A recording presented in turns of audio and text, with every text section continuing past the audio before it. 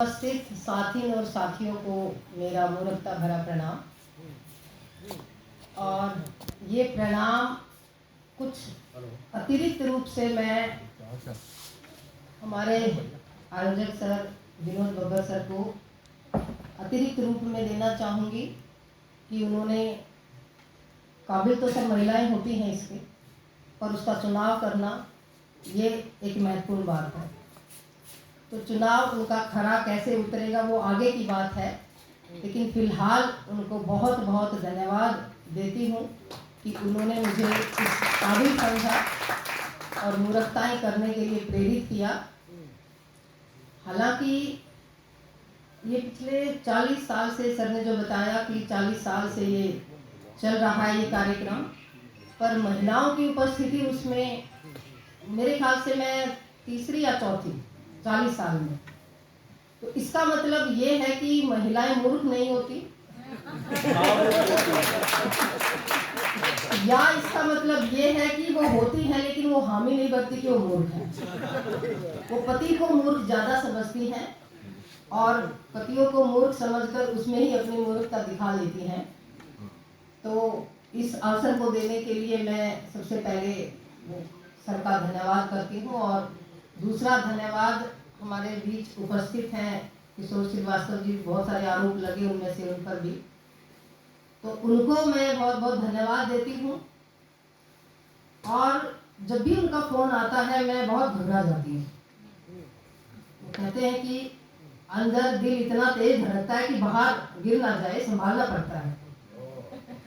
और उसका कारण स्पष्ट है कि वो कवि हैं और कवि एक बार ये कह दे फोन पर कि अभी एक कविता लिखी है छोटी सी, जरा उसको सुनाना है।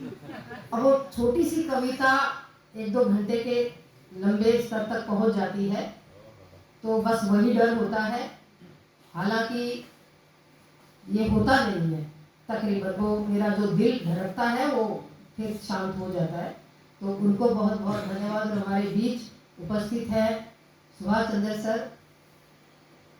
ये जो पीछे फिजी में लोग गए थे जहाज भर के हिंदी का विकास करने के लिए, मैं उनको बता दूं कि वो ज़्यादा अपना सीना ना चौड़ा करें, क्योंकि सर 3 साल पहले मॉरिशस में विकास करके आ चुके हैं। तो वो गुरु है, मैं उनको प्रणाम करती हूँ। और तब तक ये प्रणाम रहेगा जब तक वो गुरु घंटाल न बन जाए।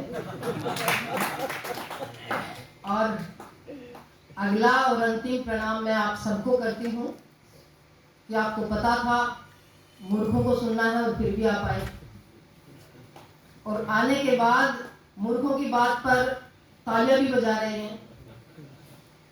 और चूंकि मुझे लगता है सम्मेलन और कवि सम्मेलन भी है आगे अभी, तो आपके प्रति मेरी सहानुभूति भी रहेगी।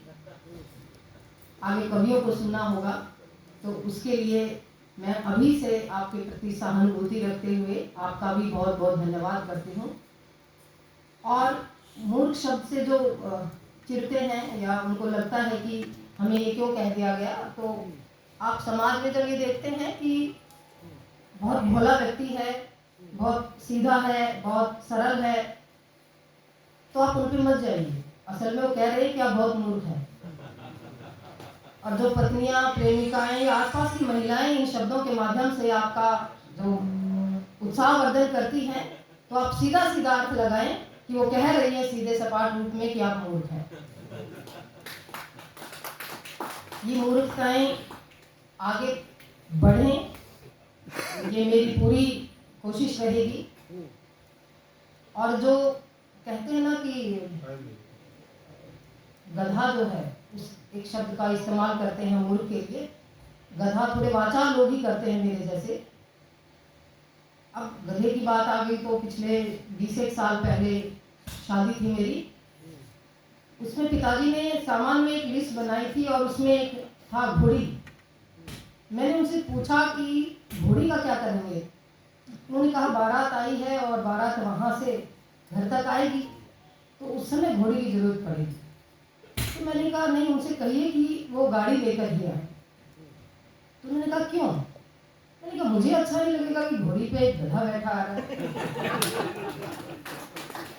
अब आप सोचिए कि जितना मैं उस समय खुश हुई नहीं होंगी घोड़ा मतलब पति को गधा या मूर्ख कहते, उससे कहीं ज्यादा वो अभी इस कार्यक्रम में मेरी अध्यक्षता के लिए बहुत खुश थे। और इसी खुशी में वो पूरा आसपास के लोगों को पूरा मिठाई लड्डू बांट के आए मोहल्ले में। और साथ भी इसीलिए नहीं आए कि मूर्खों के साथ बैठा भी मूर्ख होता है, तो इसलिए मुझे टैक्सी करके आना पड़ा। तो बस यही है कि ये मूर्खताएं हम सब के बीच बनी रहें, ये बची रहेंगी तो मानवता बची रहेगी। आप सबका बहुत बहुत धन्यवाद।